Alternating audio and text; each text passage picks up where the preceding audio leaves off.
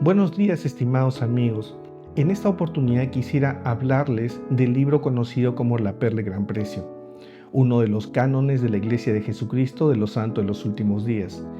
Y aunque en este libro podemos encontrar muchas cosas edificantes, en esta oportunidad quisiera solo contestar una pregunta usual entre los críticos de la Iglesia Santo de los Últimos Días en relación con este libro y que tiene que ver con la raza, la discriminación y la esclavitud que se vivió durante el siglo XIX y parte del siglo XX. Según los críticos, este libro, conocido como La Perla de Gran Precio, tendría un contenido que en algún momento sirvió para justificar la esclavitud y luego la discriminación y la segregación de nuestros hermanos de color. Así que en esta oportunidad me gustaría concentrarme en el contenido de este maravilloso libro con relación al tema racial del siglo XIX y parte del siglo XX, con el fin de aclarar la confusión y el error de las conclusiones equivocadas que pudieran existir. Cabe recordar que al hablar de la Iglesia de Jesucristo de los Santos de los Últimos Días en relación a los temas raciales, deberíamos remitirnos básicamente al siglo XIX, pues en la actualidad la Iglesia de Jesucristo de los Santos de los Últimos Días es una iglesia no solo mundial, sino también multirracial. De modo que no existe en la actualidad ninguna restricción con relación a la raza o grupo étnico. En la actualidad o en la iglesia actual existe respeto a la cultura, al idioma y a toda condición social de sus miembros. Debo recordar también que semanas atrás he subido a este canal 2 videos con relación a los temas raciales, los cuales recomiendo ver.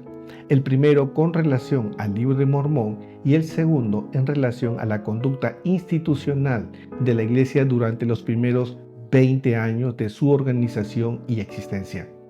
En esta oportunidad analizaremos solo el libro de La Perla de Gran Precio en relación al tema racial. Así que comencemos y hagámoslo con la pregunta: ¿es el libro de La Perla de Gran Precio un libro racista? Veámoslo.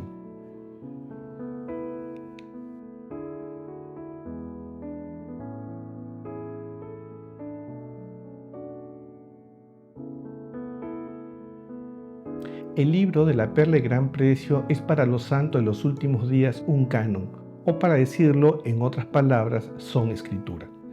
Al igual que lo es la Biblia, el libro de La Perla de Gran Precio fue canonizado en 1880, aunque sus partes fueron escritas mucho antes y en distintos momentos. Por ejemplo, el libro de Abraham fue escrito en 1842, el libro de Moisés en 1831. José Smith Historia es un extracto de una historia más larga y que fue publicada en 1851.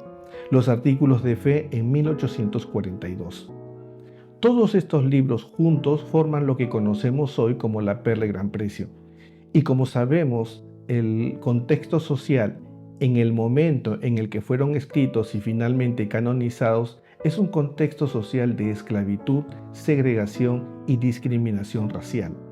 Un contexto que no comenzó con la publicación de este libro, ni siquiera con el inicio de la Iglesia Santo en los últimos días, pues para cuando comenzó la Iglesia en 1830 ya existían más de 2 millones de esclavos en Norteamérica. Pero además, en este contexto, las doctrinas y teorías que se crearon para justificar la esclavitud y más adelante la segregación tampoco comenzaron en el mundo cristiano y en el mundo no cristiano con la publicación de La Perla de Gran Precio ni con la organización de la Iglesia Santo en los últimos días. Todas estas doctrinas y teorías se crearon mucho antes y fue lamentable. Fue un gran error de gran parte de la humanidad que involucró a cristianos, musulmanes, budistas, creyentes y no creyentes, líderes eclesiásticos, pastores, maestros, comerciantes, reyes, hombres de ciencia y gente común. Incluso si quisiéramos incluir a las razas o grupos étnicos en el tema, debemos reconocer que la esclavitud incluyó a gente blanca de Europa y Norteamérica, pero también gente negra, pues en África ya existía la esclavitud mucho antes del tráfico transatlántico de esclavos y continuó después de la abolición. O sea, negros esclavizaban a otros negros.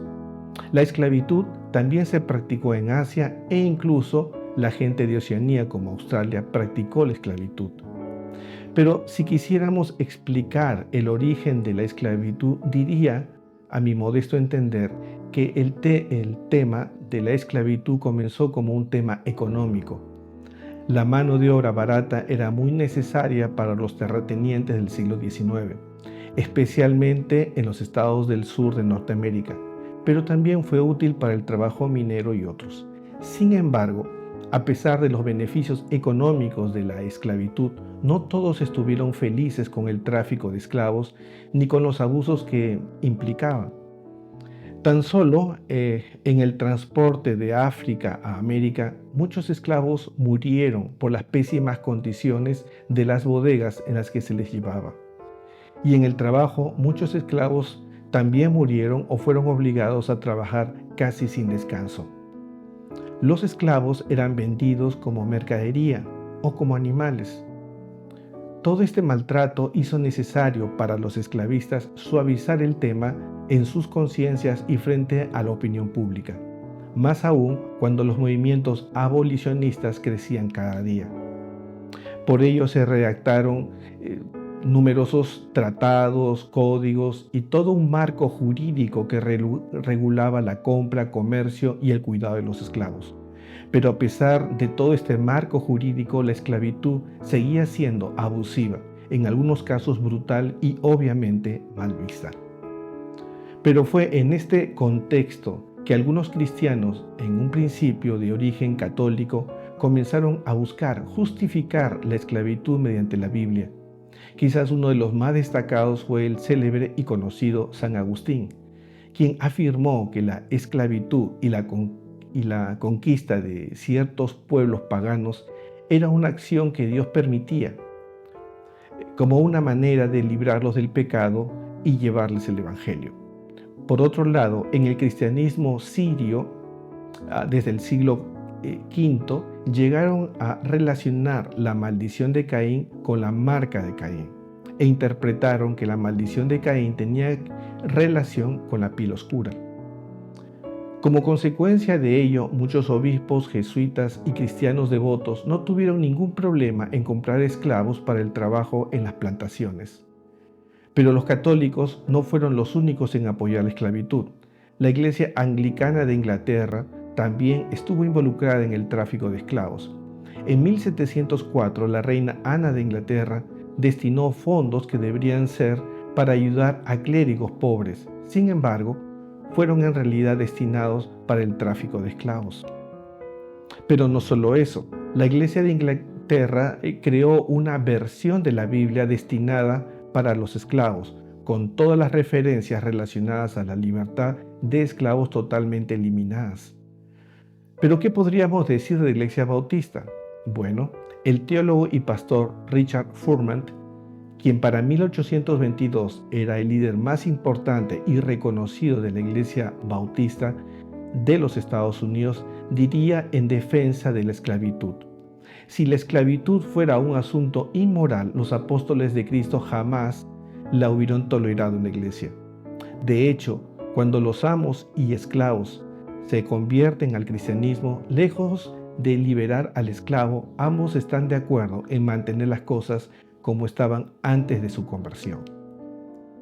Por otra parte, metodistas como George Whitefield, fundador del metodismo y del movimiento evangélico, y quien fue además poseedor de 50 esclavos, fue un gran impulsor de la legislación de la esclavitud en el estado de Georgia.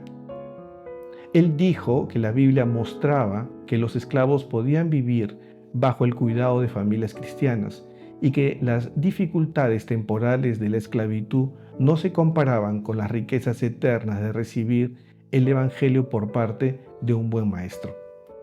Finalmente, y en general, muchos cristianos llegaron a la conclusión que de la raza negra proviene la maldición de Caín. Pero cuando estudiamos el tema desde el contexto de los siglos XVIII, el tema del racismo va más allá de la religión. Uno de los personajes más importantes del siglo XIX, Charles Darwin, uno de los padres de la teoría de la evolución, llegó a la conclusión que existen razas superiores y razas inferiores y que las superiores reemplazarían y eliminarían a las razas inferiores. No solo eso, sino que apostó por la superioridad de una de esas razas que describió como la suya. Él dijo: en 500 años la raza anglosajona se habrá extendido y exterminado naciones enteras y en consecuencia la raza humana será vista como una unidad y habrá subido de rango. Ideas como esta formaron parte del consenso científico decimonómico que estableció la superioridad del hombre caucásico. Y partiendo de esta idea, en la ciencia, no todos pensaron igual. Para el siglo XIX existieron dos corrientes de pensamiento: los que tuvieron una visión monogenista del ser humano, que consideraba que las distintas razas formaban parte de una misma especie, aunque diferenciaban según ellos las razas superiores y las inferiores, y los poligenistas, que consideraban que las distintas razas provenían de especies diferentes.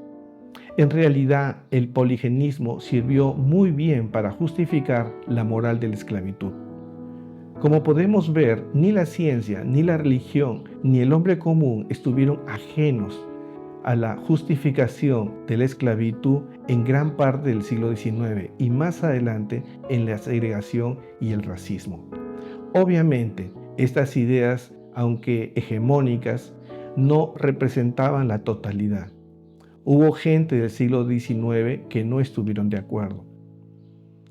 Es en ese contexto que aparece el libro de la Perla de Gran Precio, y es bajo ese contexto que debe ser estudiado. Así que ahora analicemos un poco su contenido y hagámonos la pregunta: ¿fue el libro de la Perla de Gran Precio un libro racista? Veámoslo.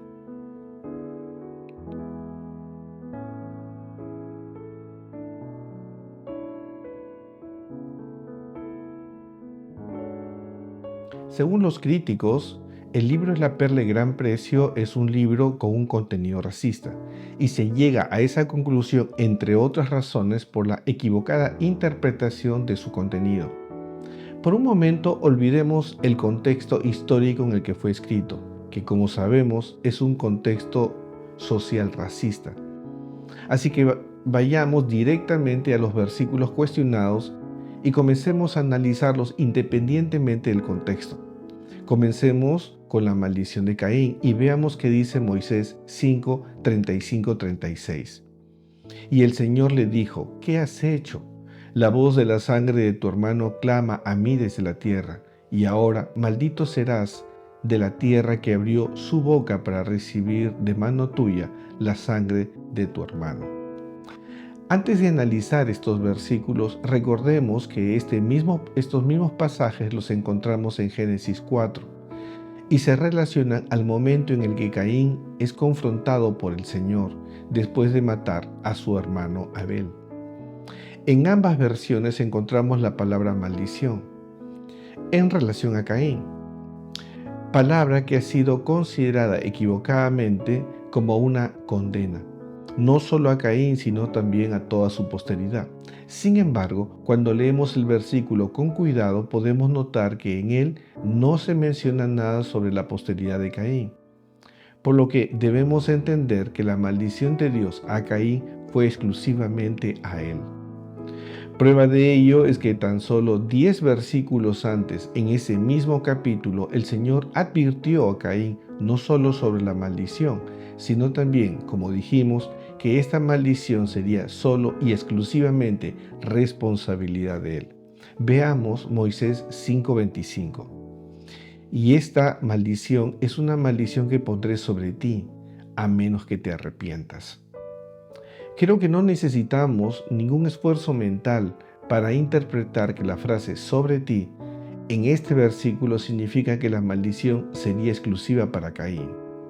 Pero si esta explicación no ha sido suficiente, podemos añadir que la palabra maldición la encontramos en muchos versículos en los que Dios condena distintos pecados.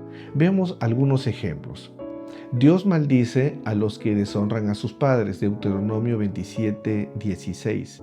Dios maldice a los que confían en el brazo del hombre, Jeremías 17:5. Dios maldice a los que mueren en un madero, Deuteronomio 21:23. Dios maldice al que adora imágenes, Deuteronomio 27:15. Dios maldice al que no cumple los mandamientos, Gálatas 3:10. La palabra maldición significa esencialmente desaprobación de Dios, y en ninguno de estos y otros versículos similares se menciona que la maldición es una condición espiritual que se hereda. Si en el pasado hubo quienes equivocadamente interpretaron este versículo como la maldición a una raza determinada a través de Caín, fue solo para justificar el lucrativo negocio de la esclavitud y más adelante la segregación. Tiempo después, esta interpretación quedó, y a pesar de ya no existir la esclavitud, quedó como una interpretación tradicional, folclórica y lamentablemente permaneció. Pero además, recordemos que esta interpretación no surgió en el mormonismo, sino en el catolicismo sirio, en el siglo V de nuestra era. Interpretación que influyó en católicos, evangélicos y también en algunos santos de los últimos días, lamentablemente. Pero el versículo en cuestión y por sí solo no nos lleva a esa equivocada conclusión. El segundo versículo que suelen mencionar los críticos se encuentra en Moisés 5:40. Y yo, el Señor, le dije: quien quiera que te mate 7 veces, se tomará en él la venganza. Y yo, el Señor, puse una marca sobre Caín, para que no lo matara cualquiera que lo hallase. Este versículo es similar al versículo en Génesis 4:15. Y en ambos versículos se menciona la marca que se le puso a Caín, la cual fue interpretada equivocadamente en el pasado como el color oscuro de la piel. Pero ¿qué podemos decir de este versículo a la luz del conocimiento actual? En primer lugar, si lee el versículo con detenimiento, notará que la razón de la marca tuvo como único propósito la de proteger a Caín de que alguien lo matara. No podemos encontrar en este versículo ninguna otra razón. En ninguna parte de este versículo se dice que la marca era para justificar la esclavitud, la segregación, la matanza o que sería perpetua y por todas sus generaciones como símbolo de inferioridad racial. Esta interpretación no es bíblica y solo sirvió para justificar el abuso en contra de nuestros hermanos de color. Por el contrario, aunque Dios se ha manifestado como un Dios de juicio en otros versículos, en este caso, en el caso de Caín, Dios no quiso ni venganza ni juicio inmediato, solo quiso protegerlo. ¿Por qué? Quizás podamos encontrar la respuesta en Moisés 5:39. Y sucederá que cualquiera que me encuentre me matará por causa de mis iniquidades, porque estas cosas no se ocultan del Señor. Según este versículo, Caín sabía que su pecado merecía la muerte, pero al decir iniquidades en plural, nos habla que también sabía que el asesinato de su hermano no era su único pecado. En otras palabras, Caín reconoció implícitamente más de un pecado. Quizás en mérito a ese reconocimiento, Dios le dio la oportunidad de vivir lo suficiente como para arrepentirse, cosa que suponemos no sucedió. Lo segundo que podemos decir está en relación a la marca que Dios puso como señal. En el pasado, los cristianos del siglo XIX y parte del siglo XX lo interpretaron como el color oscuro de la piel, lo que resultó muy conveniente para justificar el tráfico de esclavos negros. La palabra marca en este versículo viene de la palabra en hebreo ot, que significa signo o señal de cualquier tipo, sin que eso signifique algo bueno o malo. Es así que se habla de la marca de los clavos en las manos y en los pies de Jesús como una señal de la expiación, o la circuncisión como una señal de pacto hebreo. En realidad, no tenemos la certeza exacta que se refería al color oscuro de la piel. Y en el supuesto caso que así fuere, recuerde que con el diluvio toda esa línea genealógica de Caín se perdió. Se dijo que uno de los hijos de Noé se casó con una descendiente de Caín y que de ahí se mantuvo esa línea genealógica. Pero de ser cierto, podríamos decir dos cosas. Primero, en 1842, José Smith publicó lo que hasta hoy es conocido como los Artículos de Fe de la Iglesia, los cuales fueron canonizados como doctrina y canon de la Iglesia. El segundo artículo de fe dice: creemos que los hombres serán castigados por sus propios pecados y no por la transgresión de Adán. Si los hombres serán castigados por sus propios pecados y no por la transgresión de Adán, por un sentido lógico, ¿por qué lo serían por la transgresión de Caín? Al margen de que sea Caín o Adán nuestro ancestro, el artículo 2 tiene como propósito enseñarnos que somos responsables de nuestra propia salvación o condenación, y no por la de nuestros ancestros, cualquiera quien haya sido. Pensar lo contrario fue un error de interpretación en el pasado, no fue un error de la Escritura misma.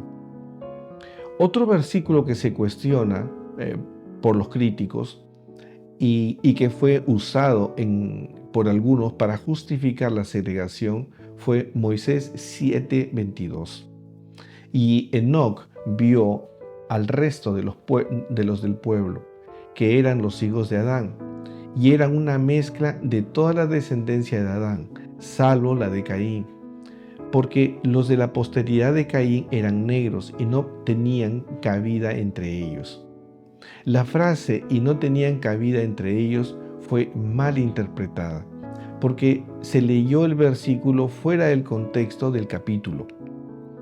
Quisiera apelar a su paciencia y volvamos a leer el mismo versículo añadiendo el versículo 43 y veamos cómo lo entendemos ahora. Moisés 7:22, 43. Y Enoc también vio al resto de los del pueblo, que eran los hijos de Adán, y eran una mezcla de toda la descendencia de Adán, salvo de la de Caín, porque los de la posteridad de Caín eran negros y no tenían cabida entre ellos.